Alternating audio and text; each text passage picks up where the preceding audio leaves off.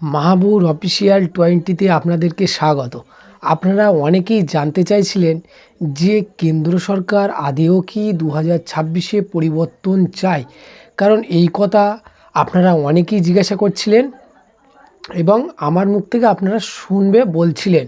আজকে এই বিষয়ে আপনাদের কাছে কিছু গুরুত্বপূর্ণ তথ্য শেয়ার করতে চলেছি এবং কেন আমাদের রাজ্যের যে হাইকোর্টের প্রধান বিচারপতি অভিজিৎ গঙ্গোপাধ্যায় একটি খুবই সম্মানীয় ব্যক্তি এবং তিনি খুবই পপুলার এবং তিনি খুবই একটি শিক্ষিত এডুকেটেড একটি ব্যক্তি। সো কেন তিনি এই কথাটা বললেন যে 2026 আসন্ন বিধানসভা নির্বাচনে বিজেপি সত্যিই কি এ রাজ্যে ক্ষমতায় আসতে পারবে, এটা প্রথম প্রশ্ন। এবং তাছাড়াও কেন্দ্র কি সত্যিই চায় যে রাজ্য সরকার এটা পরিবর্তন হোক, কারণ এই কথাটা ইতিমধ্যে সাধারণ মানুষ বলা শুরু করে দিয়েছে। এবং তাহলে কি সিপিএম, কংগ্রেস এবং আইএসএফ যেটা বলে সেটা কি সত্য, মানে তৃণমূল এবং বিজেপি কি একই? এই বিষয়ে কিন্তু সাধারণ মানুষ অনেক এক্সাইটেড আছে এবং অনেকেই জানতে চাইছো যে এই বিষয়টা তুমি একটু কিছু বলো। সো আমি এই বিষয়ে যতটুকু আপনাদের কাছে উপস্থাপন করব, অবশ্যই আপনাদের মতামত আপনারা কমেন্ট করে জানাবে এবং চেষ্টা করব যতটুকু ফুল প্রসেসে বলার চেষ্টা করব। এবং তাছাড়াও কোথাও যদি ভুল হয় অবশ্যই কমেন্ট করে জানাবে এবং আপনারা অবশ্যই আপনাদের মতামত জানাবে। এবং আপনারা যারা এই চ্যানেলে নতুন, ভালো লাগলে অবশ্যই সাবস্ক্রাইব করে পাশে রেখে দেবে, কারণ এই চ্যানেলের সমস্ত রকম বিশ্লেষণ বলুন এবং আদারওয়াইজ কোন আসনে কতগুলি সিট কোন দল জিততে পারে এগুলো কিন্তু ডেটা আমাদের কাছে থাকে এবং আমরা এই বিষয়ে কিন্তু লেটেস্ট আপডেট দিয়ে থাকি। সো চলো মূল বিষয়ে আলোচনা করা যাক। আসন্ন 2026 বিধানসভা নির্বাচনে কেন্দ্র সত্যি কি চায়, এই প্রশ্ন উত্তর এবার আপনাদের কাছে দিতে চাইছি। প্রথমত আপনাদেরকে জানাই যে কেন্দ্র ইডি সিবিআই যে কেন্দ্র যে সংস্থা আছে তাদের কাছে এখনও পর্যন্ত যতটুকু এভিডেন্স আছে, রাজ্য সরকার পুরোটা কিন্তু জেলে ঢুকে যাবে যতটুকু এভিডেন্স আছে। কিন্তু এত এভিডেন্স থাকা সত্ত্বেও কেন কেন্দ্র সরকার রাজ্য সরকারের বিরুদ্ধে সেরকম কোনো পদক্ষেপ নিতে পারছেন না, এটা আমি বলছি না, সাধারণ মানুষ বলছে। কারণ আপনারা একটা জিনিস খেয়াল করছেন, কয়লা চুরি, পাথর চুরি, সিমেন্ট চুরি, বালি চুরি এবং এত দুর্নীতি হওয়ার পরেও কেন্দ্র ইডি সিবিআই দিয়ে ঠিকভাবে এখনও পর্যন্ত মেন যারা কালপিট তাদেরকে এখনও কিন্তু জেলে ঢোকাতে পারলো না। এবং এর থেকে একটা জিনিস সাধারণ মানুষ বুঝতে পারছে যে সত্যি যে সেটিংয়ের তত্ত্ব এই সিপিএম কংগ্রেস যেটা অভিযোগ করে সেটা কি সত্যি হতে চললো। এবং এইটা কালকে যিনি হাইকোর্টের প্রাক্তন বিচারপতি এই কথাটা বলার সাথে সাথে সাধারণ মানুষ কিন্তু মন ছুঁয়ে গিয়েছে, সাধারণ মানুষ কিন্তু এই কথাটার প্রবল সমর্থন করছে।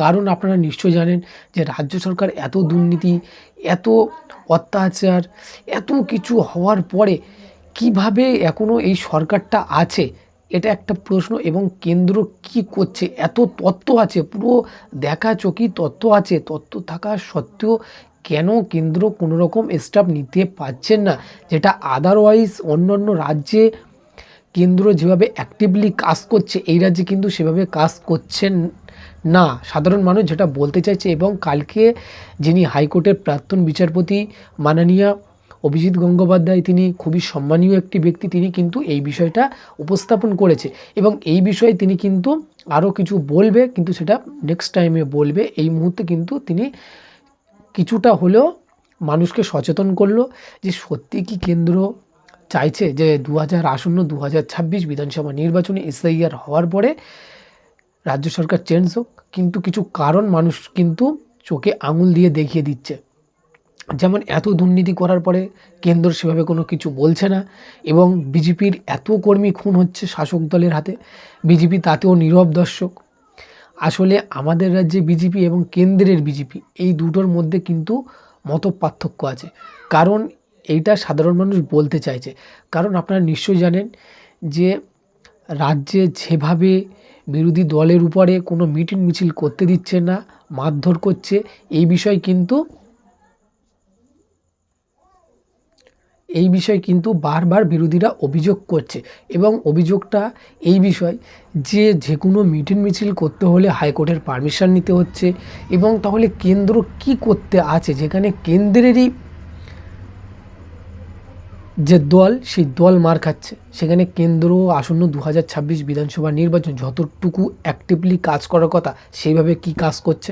সাধারণ মানুষ কিন্তু প্রশ্ন ছুঁড়ে দিচ্ছে যে বিজেপি আমাদের রাজ্যে প্রথম বিরোধী দল, প্রথম সারির দল, সেই হিসাবে কিন্তু বিজেপি যথেষ্ট পরিমাণ ভালো কাজ করছে, মানে বিরোধী দল হিসেবে ভালো কাজ করছে। বাট বিজেপি কর্মীরা একটা জিনিস বুঝতে পারছে না যে কেন্দ্রর কাছে এত এভিডেন্স থাকা সত্ত্বেও কেন রাজ্য সরকারের তাবড় নেতারা জেলে ঢুকছে, বার হয়ে যাচ্ছে এবং এখনও পর্যন্ত অনেক বড় বড় প্রভাবশালী নেতা আছে, তাদেরকে এখনও পর্যন্ত কিন্তু গ্রেপ্তার করতে পারছেন না।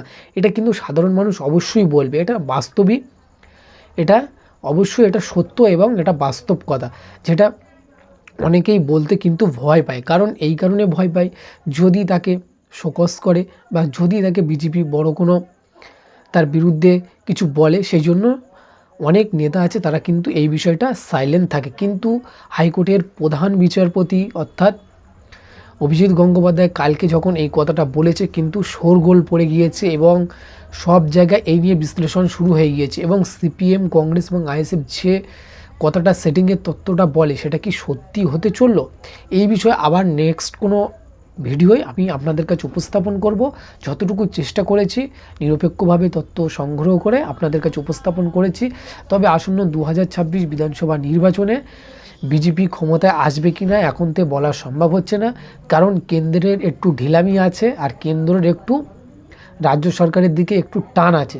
কারণ এটা আমি বলছি না, সাধারণ মানুষ বলছে এবং সাধারণ মানুষের মতামত অবশ্যই কমেন্ট করে আপনারা জানাবেন এবং আপনারা অবশ্যই ভালো লাগলে সাবস্ক্রাইব করে পাশে রেখে দেবে এবং ভালো না লাগলে কিছু করার প্রয়োজন নেই। সো আবার নেক্সট কোনো ভিডিওয় দেখা হচ্ছে, ততক্ষণ সবাই ভালো থাকবেন।